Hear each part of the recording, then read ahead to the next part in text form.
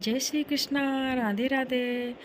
और आज हो चुका है कृष्णा का जन्म। पहले हमने टीवी पर लाइव देखा मथुरा वृंदावन में कैसे होता है। फिर वो देखने के बाद हमने घर में पूजा स्टार्ट की और घर में मैं, मेरे हस्बैंड और मेरा भाई है। तो पतिदेव ने कान्हा का जन्म करा दिया। जो हमारे यहाँ प्रचलन है, खीरे के अंदर कान्हा को सुला देते हैं, फिर उसमें से निकाल के उनको अभिषेक करके श्रृंगार करके और उनका जन्म करते हैं। तो ये हम कर चुके हैं। अभी वो उनका श्रृंगार कर रहे हैं, पूजा कर रहे हैं। और इस बार हमने सोचा था कि इस बार हम 56 भोग लगाएंगे। तो पहले मुझे लगा था कि बहुत मुश्किल होगा, लेकिन इतना भी मुश्किल नहीं था।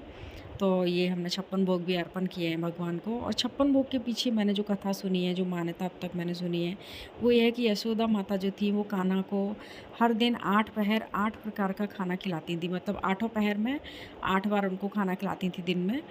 तो जब उन्होंने गोवर्धन पर्वत अपनी उँगली पर उठाया था, तो 7 दिन लगातार वो गोवर्धन पर्वत को अपनी उँगली पर उठाए थे। 8वें दिन उन्होंने खाना खाया था।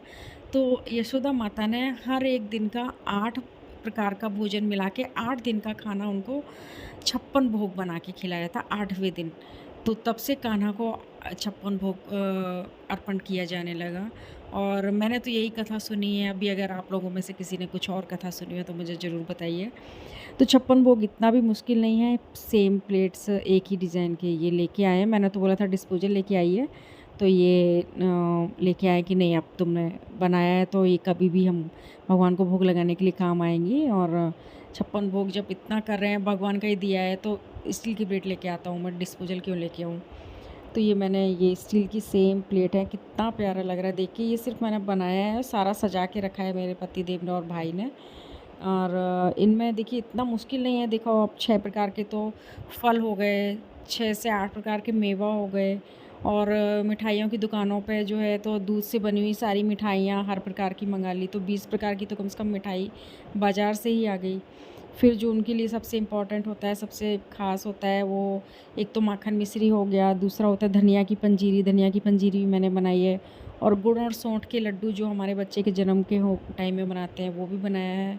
और मूंग दाल के बड़े, उड़द की दाल के बड़े, दही बड़े, चावल, पूड़ी और कढ़ी बनाई है मैंने। और पापड़ वगैरह है, मूंगफली की पपड़ी वगैरह, थोड़ा सा नमकीन फलार में जो हम बिना प्याज लहसुन वाला जो खाते हैं, छाछ है, लस्सी है, और सारा सात्विक भोजन है, और चॉकलेट भी है।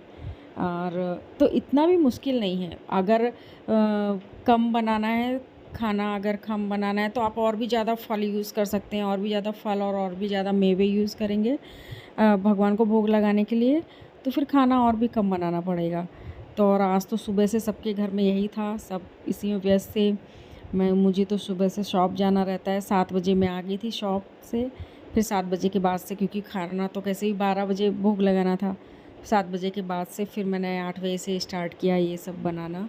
तो इसमें से कुछ मैंने बनाया है, कुछ रेडीमेड मिठाइयाँ जो हैं वो वहाँ से लेके आए हैं दुकान से।